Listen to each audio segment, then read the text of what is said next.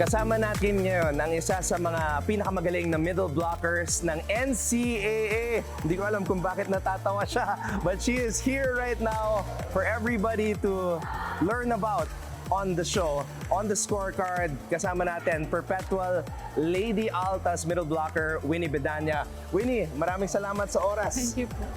Okay, Winnie, mag-start tayo sa simula. Tigasan ka ba at paano ka nahilig sa volleyball? From San Nicolas, Pangasinan po ako. Opo, sobrang layo po. Nahilig ako sa volleyball siguro dahil po sa kuya ko na pangalawa. Kasi nagko-coach po siya ng volleyball dun sa school na pinapasukan niya dati. And siya po yung talagang nag-introduce nung volleyball po sa akin. Nung una po talagang ang volleyball, ginawa ko lang siya kasi para sa scholarship. Kasi nga po may height po ako and sayang daw sabi ng kuya ko kapag hindi ko gagamitin sa sports. Kaya doon po nag-start. Wow, okay.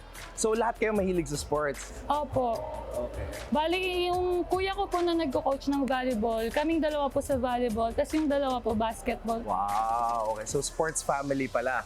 Okay, Winnie, saan ka unang naglaro ng yung organized na volleyball at nag-decide ka sa sarili mo na seseryosohin ko na tong volleyball na to?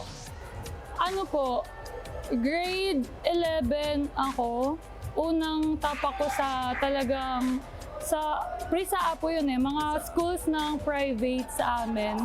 Tapos, nanalo po kami doon and doon sa next po na sinalihan naming competition, kinuha po ako ng Pangasinan, nag-represent po ng Region 1.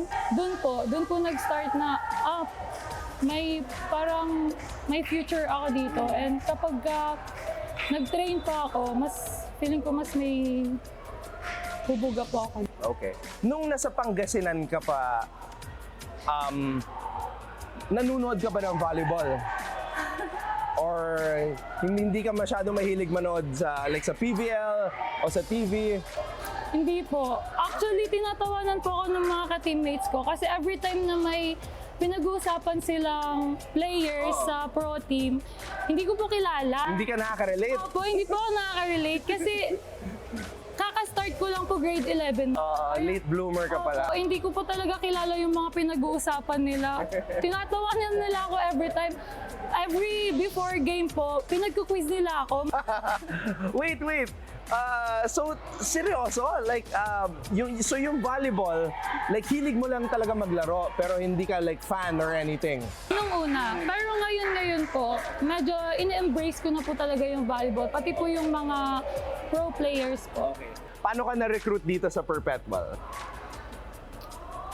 May yung coach ko po dati sa regionals, nirefer po ako dito sa Perpetual po.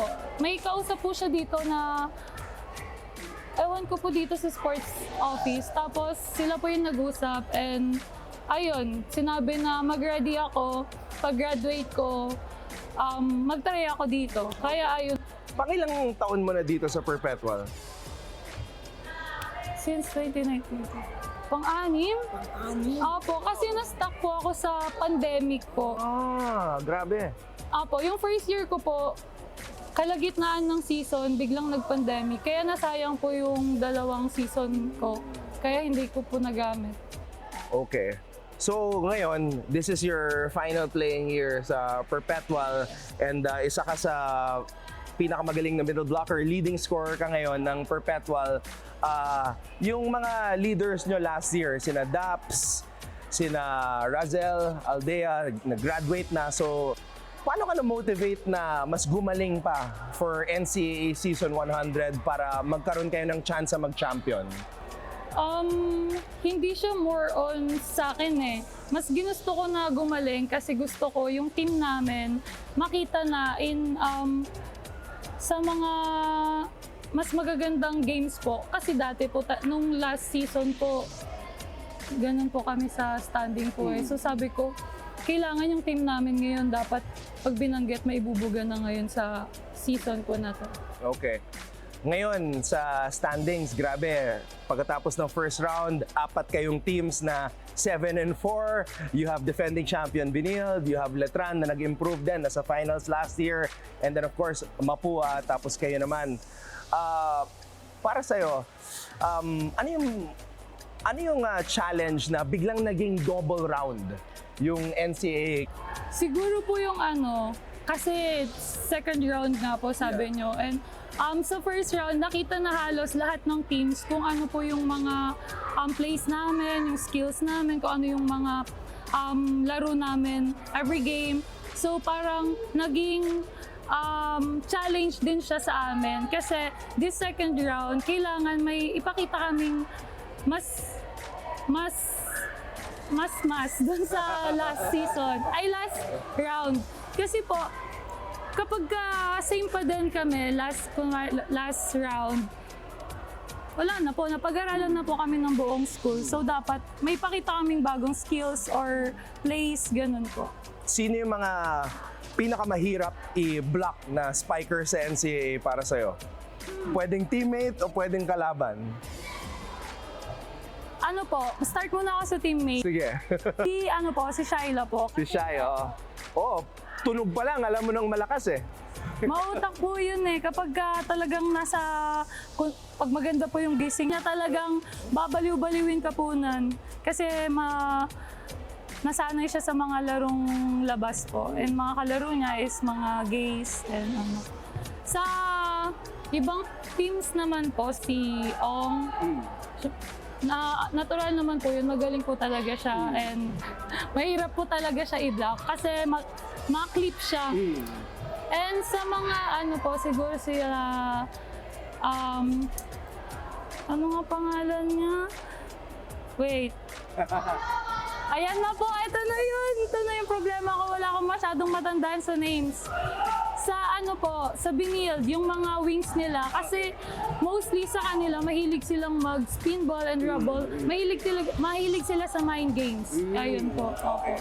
And sa halos lahat po ng schools kasi lahat ng mga spikers nila, meron yung strong ball talaga na which mahirap talaga i-block kasi kapag late ka or lilipad po talaga yung bola.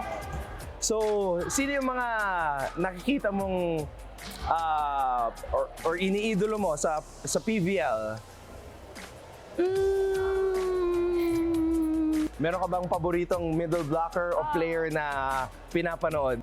Siguro sa ngayon po yung mga napapanood ko, si BDL. Bea De Leon. Opo.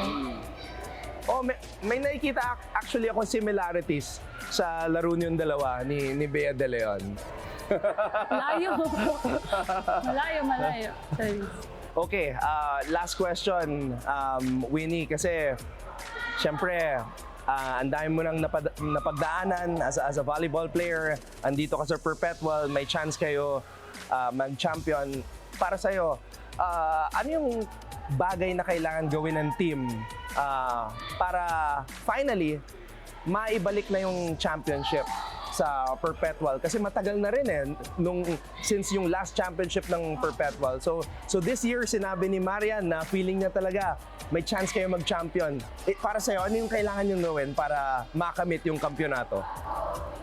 Tulad po nung parating sinasabi ni Coach, andyan na po yung skills namin kasi everyday nagtitraining po kami. Yung tapang na lang po and yung mentality na as a player po.